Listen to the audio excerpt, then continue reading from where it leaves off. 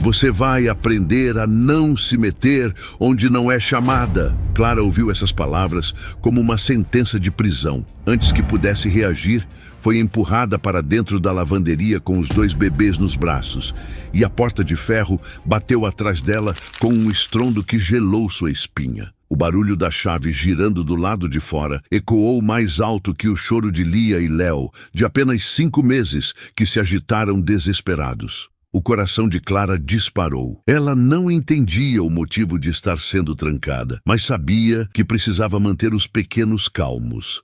Com um lençol improvisado, tentou embalar as crianças, enquanto a umidade do ambiente deixava o ar pesado e quase irrespirável. No fundo, uma dúvida martelava. Quem faria aquilo? E por quê? Antes de começar, me conta aqui nos comentários de que cidade e em qual horário você está assistindo essa história. Quero muito saber até onde nossas histórias chegam. E já aproveita, curte o vídeo, compartilha com alguém que você sabe que vai se emocionar e se inscreve no canal. Porque aqui você encontra histórias que tocam o coração todos os dias. A cada minuto, a situação ficava mais sufocante. A lavanderia não tinha janela, apenas uma lâmpada fraca que piscava como se fosse apagar a qualquer momento. O vapor quente das máquinas ligadas deixava o suor escorrer pelo rosto de Clara, que tentava sorrir para os bebês enquanto o medo tomava conta de si. O celular não pegava sinal e parecia que o tempo tinha parado ali dentro. Lia chorava rouca e Léo se encolhia contra o peito da babá, buscando consolo. Ela se abaixou no chão frio, encostando as costas contra a parede, rezando baixinho. Deus, não deixa nada acontecer com meus meninos. Mas, de repente, ao tatear o rodapé, Clara sentiu algo estranho. Um fio solto e um pequeno buraco na parede, como se alguém tivesse escondido uma câmera ali. Quem estaria observando cada movimento deles? Um calafrio percorreu seu corpo. Clara apertou os bebês contra si, tentando protegê-los de um inimigo invisível. O som das máquinas parecia o de um relógio, como se uma contagem regressiva tivesse começado. Do lado de fora, ela ouviu passos lentos, como se alguém estivesse parado só para ouvir o choro. Tentou bater na porta, mas a resposta foi o silêncio sufocante. Então, num estalo seco, a lâmpada piscou e apagou de vez, mergulhando a lavanderia em completa escuridão. As crianças choraram mais alto e o coração de Clara quase saiu pela boca. Não pode ser... Ela sussurrou, apertando os olhos para tentar enxergar algo. E foi nesse instante que um som estranho ecoou no teto, como se alguém estivesse andando bem acima deles. Mas o pior ainda estava por vir. Rafael apareceu na porta da lavanderia com o rosto carregado de desconfiança. Na mão, segurava um colar de safiras que brilhava mesmo na penumbra do corredor. Ele ergueu a joia na altura dos olhos de Clara e disparou. Explique, porque esse colar estava dentro do cesto de roupas que você usou mais cedo. O mundo pareceu desabar. Clara quase não conseguia acreditar no que ouvia. Eu nunca toquei nisso, senhor Rafael. Eu só lavo as roupas. Não tenho nada a ver com isso. Atrás dele, Vera, a governanta de voz afiada, cruzava os braços com um sorriso de canto de boca. Eu avisei o senhor.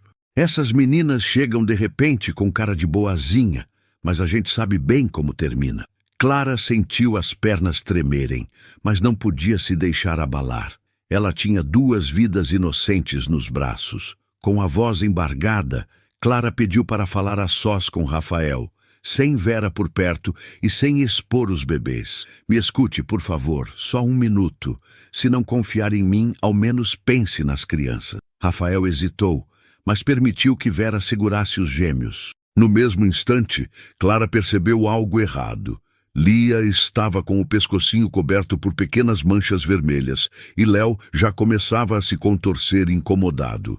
O que aconteceu com ela? Gritou. Vera fingiu naturalidade. Ah, deve ser calor, nada demais. Mas Clara sabia reconhecer uma reação alérgica. Ela correu até a cozinha, puxou o cartão médico das crianças grudado na geladeira e leu em voz alta: alergia grave à proteína do leite. Na pia, uma lata de fórmula infantil estava aberta, mas a etiqueta parecia ter sido trocada. Quem faria uma crueldade dessas? Rafael ficou sem reação ao ver os documentos médicos na mão de Clara. O colar era uma acusação séria, mas agora havia algo ainda pior. Alguém tentara prejudicar a saúde dos bebês. Clara mostrou a lata adulterada e apontou para Vera. Isso aqui podia ter matado sua filha. Isso é crime. A governanta manteve o tom frio, sem se abalar. Essas mães solteiras sempre inventam histórias para ganhar confiança, doutor. Uma mancha não prova nada. Clara sentiu a garganta fechar, mas respirou fundo. Ela sabia que não podia perder o controle. Rafael parecia dividido, os olhos indo do colar para a lata adulterada, sem saber em quem acreditar. E foi justamente nesse momento, quando o silêncio pesava na sala, que a campainha da mansão tocou com insistência. Clara e Rafael se entreolharam. Quem seria naquela hora? A resposta mudaria o rumo de tudo. Quando Rafael abriu a porta da mansão, encontrou Dona Elza, a antiga cozinheira que havia trabalhado ali por quase 10 anos. Ela segurava uma caixa de papelão amassada contra o peito, como se fosse um tesouro secreto. Precisei vir, doutor. Não consegui dormir, sabendo que a injustiça podia estar acontecendo de novo. O olhar de Vera endureceu imediatamente, mas Rafael fez sinal para que a mulher entrasse. Clara, ainda trêmula, segurava os bebês no colo, enquanto Elza abriu a caixa em cima da mesa da sala.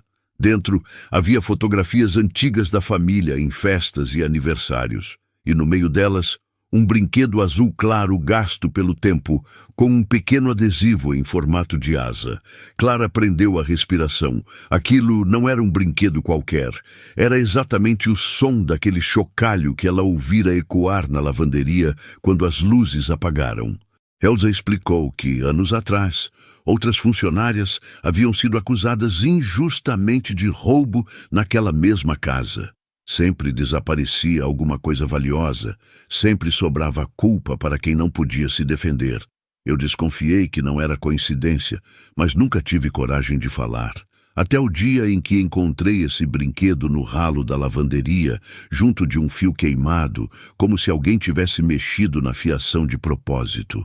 Guardei comigo, porque sabia que um dia ia servir de prova. Rafael arregalou os olhos. O brinquedo tinha uma marca gravada: Projeto Asa Azul, nome do programa social criado pela mãe dele muitos anos antes. Somente as crianças da família tinham acesso a esses objetos, nunca empregados. Se estava na lavanderia, era porque alguém da casa tinha colocado lá. Clara pegou o brinquedo nas mãos e sentiu um arrepio subir pela espinha. Isso significa que a sabotagem não começou agora. Alguém tem feito isso há muito tempo, em silêncio. Rafael assentiu, mas Vera deu um passo à frente, o tom cortante. Isso não prova nada.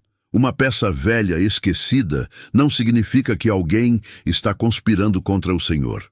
Mas o nervosismo no rosto dela entregava mais do que queria mostrar. Clara, decidida, pediu para ver o sótão que ficava logo acima da lavanderia. Eu ouvi passos lá em cima quando estávamos trancados. Se tiver algo escondido, vai estar lá. Contra a vontade de Vera, Rafael permitiu. No sótão, o grupo encontrou cabos, uma rebitadeira e um pequeno aparelho de gravação escondido dentro de uma embalagem de produto de limpeza. E, preso nele, o mesmo adesivo em formato de asa azul. Clara tirou fotos rápidas, mas ao virar-se, viu Vera parada na escada, com os olhos frios e um leve sorriso no rosto. E antes que Clara pudesse reagir, um alarme estridente começou a tocar dentro da mansão. O alarme da casa mal havia parado quando um grito desesperado ecoou da sala. Lia, a pequena, estava com o rostinho coberto de manchas vermelhas, respirando com dificuldade, enquanto Léo chorava sem entender nada. Clara correu até ela e percebeu na hora. Era uma reação alérgica forte, exatamente como estava escrito no cartão médico. "Me dá espaço", ela exigiu, pegando a menina no colo. Rafael parecia em choque, sem saber o que fazer. Vera, do outro lado, balançava a cabeça, fingindo calma. "Está exagerando, é só nervoso da criança." Mas Clara sabia que não era. Lembrava-se dos protocolos da UTI neonatal onde trabalhara. Banho morno, compressas frias, monitorar a respiração. Ela agiu rápido, improvisando na pia da cozinha. Enquanto molhava uma toalha e pressionava suavemente a pele da bebê, olhou firme para Rafael. Se tivesse tomado a fórmula adulterada, doutor, ela já podia estar no hospital. Alguém trocou essa etiqueta de propósito. Os segundos pareciam horas. O choro de Lia começou a diminuir e a respiração foi ficando menos ofegante. Clara cantava baixinho uma canção de ninar, e o coração de Rafael se apertava ao ver aquela mulher acusada injustamente, salvando a filha dele diante dos próprios olhos. Ele caiu em si, percebendo que a acusação do colar já não fazia tanto sentido. Mas antes que pudesse falar, 2 empregados da casa que assistiam de longe deram um passo à frente com olhares culpados. Doutor, a gente precisa contar. Foi a dona Vera que mandou desligar as câmeras, que mandou trancar a lavanderia e disse que era para deixar a senhora Clara se virar sozinha. A gente obedeceu porque ela é quem manda aqui há anos. Rafael virou-se lentamente para Vera, o olhar carregado de incredulidade e raiva. É verdade isso? Perguntou, a voz firme. Vera manteve a pose, mas sua respiração acelerada entregava a atenção. Eu fiz o que era melhor para a casa. O senhor não percebe? Essa mulher apareceu do nada, com 2 bebês, querendo se instalar como se fosse dona do lugar. Eu não ia deixar isso acontecer. Essa família me deve. E agora é minha vez de garantir que nada, nem ninguém, vai tomar o que é meu por direito. As palavras dela deixaram o ambiente pesado, como se revelassem uma raiva acumulada por décadas. Rafael ainda tentava entender tudo, mas antes que pudesse reagir, a energia da mansão caiu de repente, mergulhando todos em escuridão total. O silêncio foi quebrado apenas pelo som de passos rápidos correndo em direção ao jardim. Clara pegou o celular e usou a lanterna para seguir as pegadas úmidas que vinham do sótão e desciam até o portão dos fundos. No gazebo, iluminou um desenho feito com giz branco, uma pequena asa azul, e no mesmo instante um disparo ecoou, vindo da direção do portão lateral da mansão, o que significava que alguém estava disposto a ir até o fim. O disparo no portão fez todos correrem para fora. Lá caído no chão de pedra, estava um homem ferido na perna, vestindo o uniforme de segurança. Ao ser socorrido, ele murmurava frases desconexas, até que um pendrive escorregou do bolso de sua jaqueta. Rafael, ainda atônito, pegou o objeto e entregou a um policial que chegara com a ronda. O conteúdo foi aberto ali mesmo no notebook de um dos agentes. Planilhas de pagamento mensais, transferências altas, todas destinadas a alguém identificado apenas pelas iniciais VL. O nome completo de Vera Leme. Os valores vinham de uma holding rival da empresa de Rafael, especializada em saúde privada.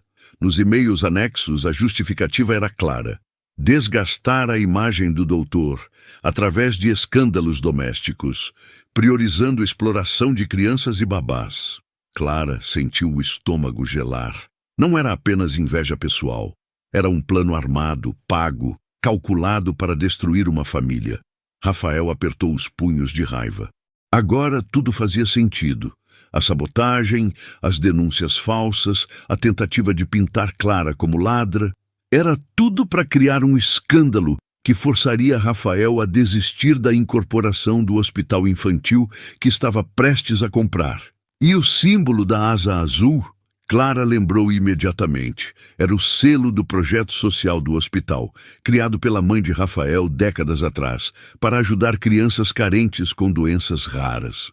Alguém está usando a lembrança da sua mãe como marca para atacar sua própria casa, disse Clara, mostrando o brinquedo antigo encontrado no sótão. Rafael levou a mão ao rosto abalado. Meu Deus, isso não é só contra mim, é contra a memória dela. Mas Vera, mesmo cercada de provas, ainda tinha cartas na manga. Com frieza, ela foi até a bolsa e puxou um envelope. O senhor acha que essa babá é tão inocente? Pois veja isso.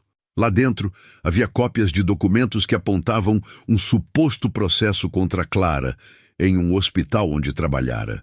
Histórico de negligência médica, dizia o papel, carimbado e assinado. Rafael sentiu o chão sumir. É verdade? Perguntou com a voz quebrada. Clara, em choque, pegou as folhas e quase chorou de raiva. Esses documentos são falsos. Eu saí daquele hospital porque minha mãe estava doente, não porque fiz algo errado. Eu nunca coloquei a vida de uma criança em risco. Pelo contrário, eu salvei várias. Nesse momento, a porta da sala se abriu e Dona Elsa entrou novamente, com um maço de papéis na mão. Esses aqui são os originais. Eu guardei porque sabia que um dia a verdade ia ser útil. Clara saiu com carta de recomendação, não com processo. O rosto de Rafael se transformou ao ver a prova verdadeira. Ele voltou-se para Vera com o olhar em chamas. Mas antes que pudesse dizer qualquer coisa, o celular de Clara vibrou com uma mensagem anônima. No visor, uma frase curta que fez seu sangue gelar. A próxima vez, não vou errar o alvo. No meio da confusão, Clara se lembrou do pequeno aparelho encontrado escondido no sótão. Aquele DVR disfarçado dentro de uma embalagem de produto de limpeza. O perito policial conectou o dispositivo e, de repente, a sala inteira ficou em silêncio para ouvir o que estava gravado ali. Primeiro, chiados, passos e o barulho de portas batendo. Depois, a voz clara de Vera, fria como gelo. Tranca a porta da lavanderia, troca a etiqueta da fórmula, deixa a criança passar mal. Quanto mais barulho fizer, melhor. Precisamos de imagens fortes para entregar à imprensa. O estalo metálico do colar sendo jogado dentro do cesto veio logo em seguida. Rafael fechou os olhos, como se cada palavra fosse uma facada. Clara abraçou os bebês, com lágrimas de raiva e alívio misturadas. Estava tudo ali. A prova definitiva de que ela tinha sido vítima de uma armação cruel. Vera tentou interromper, mas já era tarde. As máscaras tinham caído. Rafael levantou-se com uma firmeza que ninguém tinha visto antes. Vera, você trabalhou nesta casa por anos. Eu confiei em você como parte da família. E você me paga assim, tentando destruir a vida dos meus filhos, usando o nome da minha mãe, manchando a memória dela. Você acabou com a sua própria história. A polícia não hesitou em colocar as algemas. Vera, pela primeira vez, perdeu o controle, chorando e gritando frases desconexas. Eu só queria ser vista. Eu fiz tudo por você, tudo por amor. Mas Rafael respondeu com uma calma dolorida. Isso não é amor, é obsessão. Amor de verdade protege, não destrói. Enquanto era levada, Vera ainda tentou olhar para Clara com ódio nos olhos, mas encontrou apenas a serenidade de quem sabia que a verdade finalmente tinha vencido. O peso da injustiça começava a sair dos ombros de Clara, mas ela também sabia que aquela guerra tinha deixado marcas profundas. Dias depois, com Vera presa e a rivalidade empresarial desmascarada, a vida na mansão começou a tomar outro rumo. Rafael reativou as câmeras, reforçou a segurança e convidou Clara para liderar um novo projeto no hospital infantil, o Asa Azul, agora transformado em um programa para apoiar mães solo e crianças com alergias. Ela aceitou com o coração cheio de esperança. À noite, sentada no sofá, Clara observava Lia e Léo brincando no tapete, sorrindo como se nada tivesse acontecido. Rafael entrou na sala, segurou a mão dela e disse: Eu devo tudo a você. Você não salvou só meus filhos, você salvou a minha fé em família. Clara sorriu, mas antes que pudesse responder, Dona Elsa apareceu com uma pequena caixa antiga que tinha guardado por anos. Dentro dela havia uma carta assinada pela mãe de Rafael com o selo Asa Azul. A mensagem era curta, mas reveladora. Um dia, esta casa será protegida por alguém que sabe amar de verdade, mesmo no meio da dor. Clara sentiu o coração disparar. Aquilo não era apenas um símbolo. Era uma profecia, um segredo que ligava seu destino àquela família muito antes dela imaginar. E era só o começo de uma nova história. E você, o que faria se estivesse no lugar da nossa protagonista? Conta aqui nos comentários a sua opinião. Vou adorar ler cada um. Não esquece de deixar o like, compartilhar essa história com alguém especial e se inscrever no canal, porque só assim você não perde as próximas histórias cheias de emoção e segredos surpreendentes.